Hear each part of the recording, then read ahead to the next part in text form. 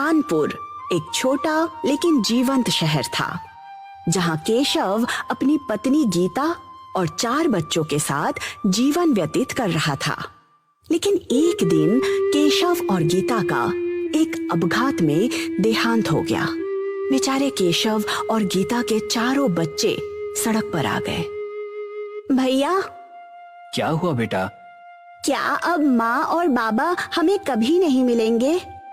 हाँ भैया, क्या सच में हम माँ और बाबा को फिर कभी नहीं मिल सकते? दुर्भाग्य से यही सच है। भैया, मुझसे ये दर्द सहा नहीं जाता। मैं माँ और पापा के बिना नहीं जी सकता। गोलू, ऐसा नहीं बोलते। माना कि माँ और पापा हमारे साथ नहीं हैं, लेकिन अगर हम इस तरह से हार गए तो ये उन दोनों को बिल्कुल भी अच्छा नहीं लगेगा। हाँ भैया, सही कहा है गोलू ने। हमें हार नहीं माननी चाहिए। हाँ, और सामने आए संकट का डट कर सामना करना चाहिए। बिल्कुल सही कहा मेरी 2 छोटी छोटी बहनों ने।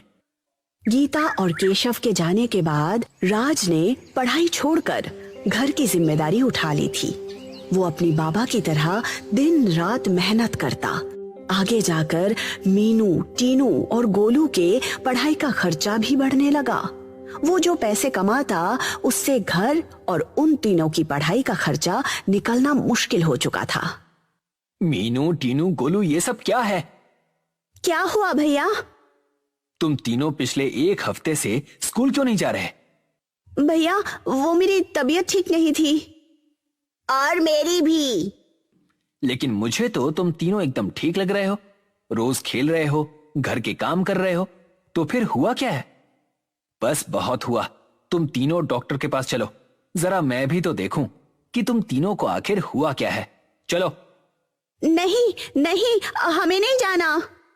तो सच बताओ कि आखिर बात क्या है? राज के पूछने पर मीनू अपने बैग से एक पर्ची निकालती है। राज उस पर्ची को पढ़ता है, जिसमें लिखा था कि मीनू, टीनू और गोलू को स्कूल से बेदखल कर दिया गया है। ये सब पढ़कर राज को काफी दुख होता है।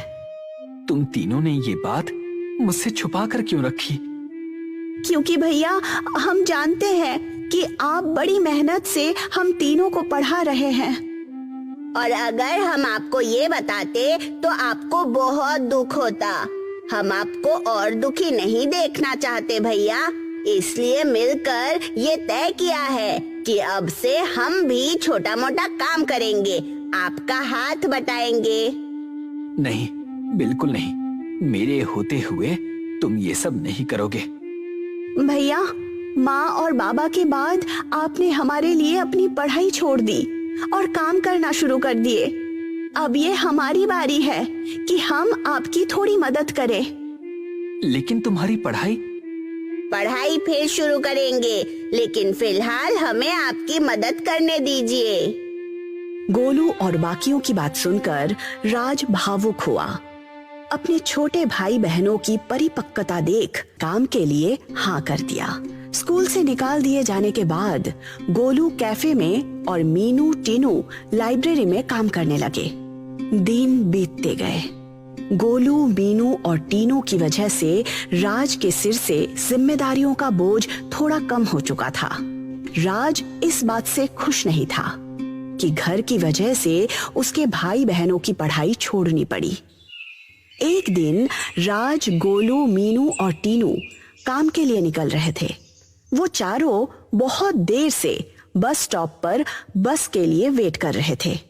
तभी उन सब की मुलाकात उनके पुराने टीचर रजत से हुई। अरे बच्चों, मुझे पहचाना? टीचर, आप यहाँ कैसे? दरअसल 1 हफ्ते पहले ही मैं यहाँ शिफ्ट हुआ हूँ और अब यहाँ से स्कूल जा रहा हूँ। वैसे बच्चों, तुम सबने अचानक स्कूल आना बंद क्यों कर दिया?